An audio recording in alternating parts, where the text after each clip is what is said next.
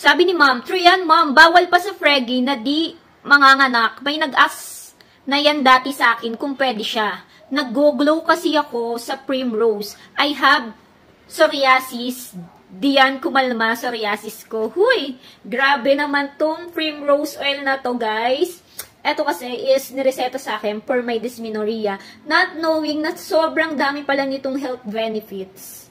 Inirereseta to sa mga buntis na malapit na mga anak. Pero kapag hindi ka pa malapit ng anak, hindi mo pa to pwedeng inumin. Nakadepende yun sa OB kung iinumin mo na to. Eto, ginagamit ko to for my dysmenorrhea. And not knowing na even my skin is mag-glow. O, diba?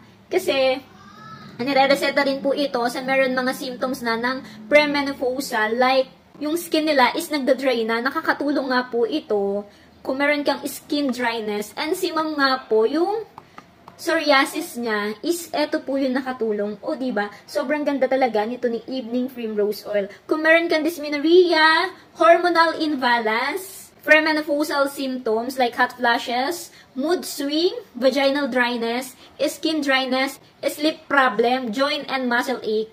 Guys, itry nyo to si Evening Primrose Oil. Pero kung buntis kayo at malapit ng mga anak, guys, dapat meron kayong reseta ng OB dahil siya yung magsasabi kung kailan kayo pwedeng uminom po nito. Pero kung hindi naman po kayo buntis, pwede po kayong uminom nito dahil nabibili po ito over the counter and mabibili mo nga po yan dito sa mas affordable price dahil lagi po ito nagsisale dito. So, pag nakita nyo yung sale, guys, i-check out nyo na yan. Huy!